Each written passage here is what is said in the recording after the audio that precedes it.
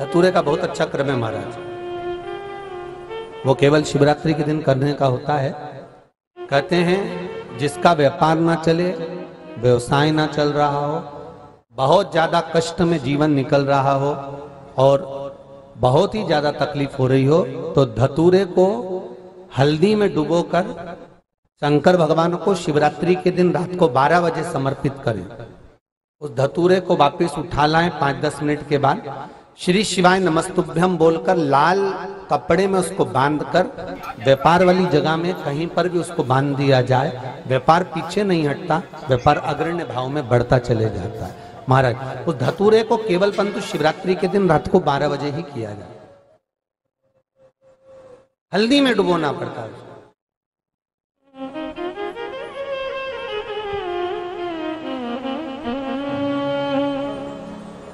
यही प्रमाण एक क्रम में और है महाराज जी। लिंग पुराण कहती है, मान लो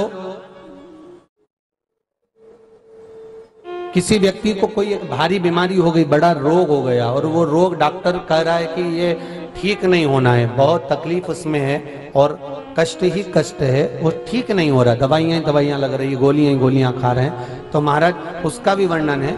7 धतूरे, कितने धतूरे लेना है? 7 धतूरे। कोई सी भी शिवरात्रि से मतलब महीने में एक बार शिवरात्रि आती है, प्रत्येक महीने आती है।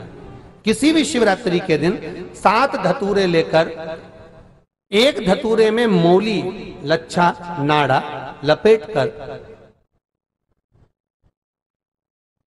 चंद्रमौली भगवान का स्मरण कर उस मौली को लपेटकर 6 धतूरे में हल्दी लगाकर शंकर भगवान की जो जलाधारी है, जलाधारी में आपको पहले भी वर्णन किया है,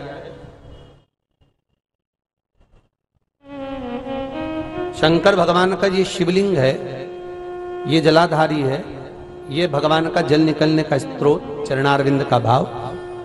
शिवलिंग जहां रखा हुआ है ये पार्वती जी का हस्त कमल है, जो ये गोल भाग है ये पार्वती का हस्त कमल है, जहां शिवलिंग रखा है। जहां से जल नीचे गिरता है उसके सीधे भाग में श्री गणेश जी महाराज का स्थान है, उसके उल्टे भाग में श्री कार्तिकेय जी का स्थान है।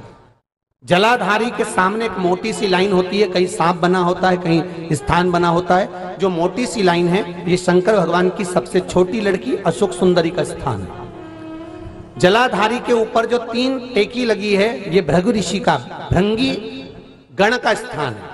इसके ऊपर जो कलश है, कलश में जो पानी भरा जाता है, वो पानी जो बूंद बूंद नीचे गिरता है, ये शंकर भगवान की 5 लड़कियों का स्थान है। जया, विषहरा, सामरीबारी, धोतली और देव, ये 5 लड़कियों का स्थान है। शंकर भगवान का संपूर्ण परिवार शिवलिंग के सामने से, जहां से जल चालू होता है गिरने के लिए नीचे की ओर, जब जल जाता है उस स्थान पर भगवान शंकर के सारे गणों का स्थान है।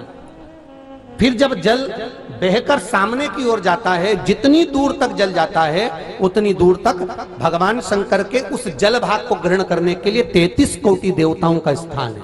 इसलिए उस जल को हम लांघते नहीं है, क्योंकि वहां 33 कोटि देवता विराजमान रहते हैं महाराज।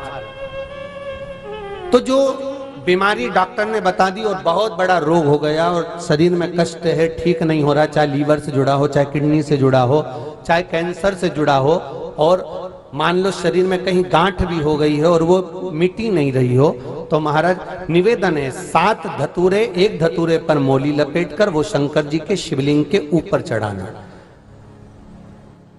6 धतूरे, उसमें से एक धतूरा भगवान श्री गणेश जी का स्थान, दूसरा धतूरा श्री कार्तिकेय जी का स्थान, तीसरा धतूरा अशोक सुंदरी का स्थान।